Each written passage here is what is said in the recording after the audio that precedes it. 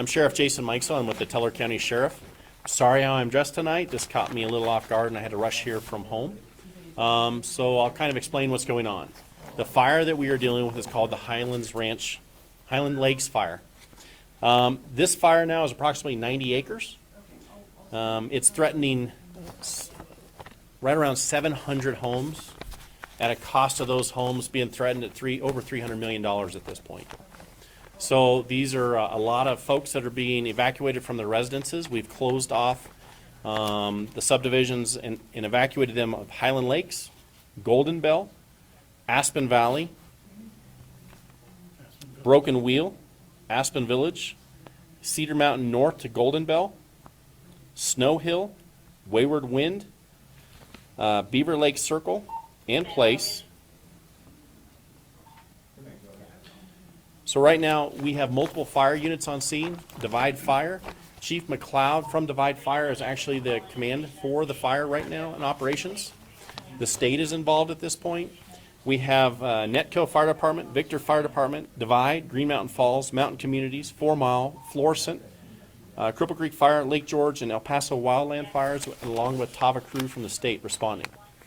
So right now the fire is not as active as it was when the sun was out, so it has died down a little bit, but we are still dealing with a lot of active fire. So right now those crews are trying to get in front of it and get it slowed down. We have set up a location for people to go, which is going to be the Woodland Park Community Church.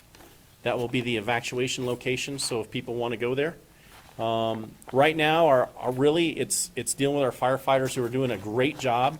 We did lose one structure, one home, and right now we're dealing with the possibility that we may lose more. So my hope is that the fire departments can still continue to do great structural protection, because that's what they're doing right now, and really getting after the fire. So that's where we're at for now, but I'd like to turn it over to our commissioners to discuss this, but we have had emergency declaration. Yeah, well, I'm Dan Williams. We'll all take turns here, but I like Bob Campbell is our chair, and he's actually in the evacuation zone, so he's out looking for home tonight. Bob? Thank you all for being here. We appreciate everything the fire departments are doing. Obviously, we all have our wonderful spots in our treasured place and home, Pikes Peak views, etc., but everybody's in the same situation that I was. Had to get the dogs out, family out, get them in cars, heading out this way. So we appreciate everybody it's doing, especially the firefighters, and we're hoping the winds die down so the state can give us some support. But with the heavy winds, they can't fly tonight, so we'll see how the rest of that goes, and thank you all for being here. Can you kind of describe, like, is it in heavy wooded area, or is it meadows?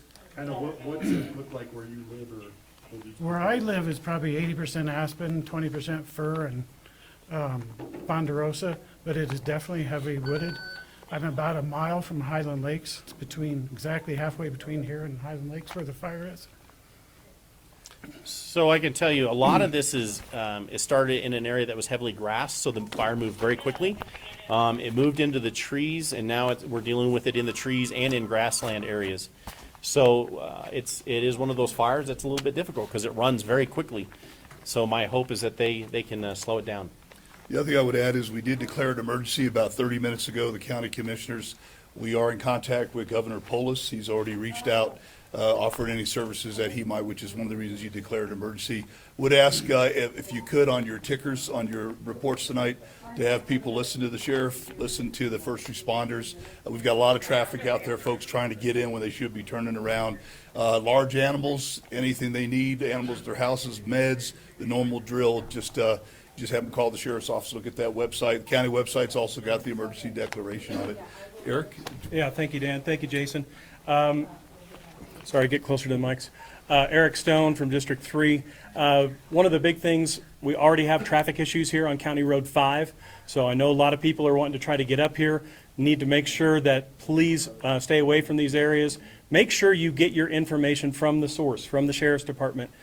Situations like this, there's a lot of information that's incorrect. The only correct information you're going to get is going to come out of the Teller County Sheriff's Office.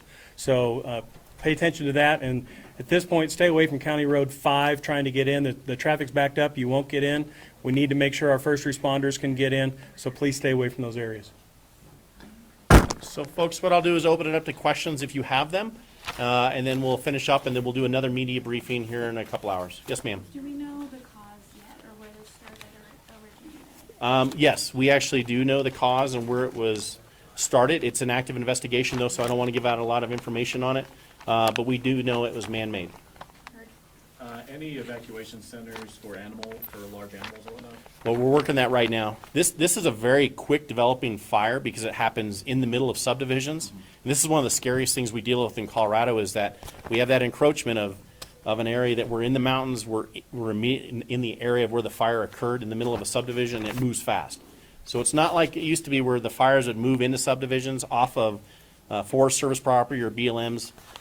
In Colorado now, we're dealing with the fact of very fast-moving fire inside of a subdivision is very dangerous, and it's a lot of chaos in the beginning just because we're trying to move so many people.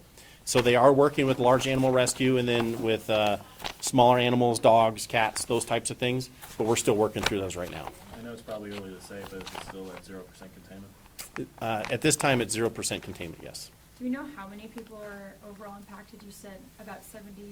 Well, there's 700 700 homes. I'm averaging 4 people per home, so we're probably around 2,100 people displaced. That's just an average and a wild guess, I guess, from me. But 700 homes at this point. No one injured. No injuries at this time. And obviously, community is going to be asking for help and whatnot. So, is there anything you guys need that's for the firefighters or anything else? You know, right now, it's developing so quickly. I mean, we're only a couple hours into it. So we haven't assessed all those needs yet. We're supplying, and I think Walmart has supplied water and Gatorade and those things for the firefighters on the ground right now. We're dealing with getting them food and whatever they need. I know they have rehab units in the area so that they can help them, because smoke inhalation right now, if you watch because of our inversion, that smoke is really low to the ground.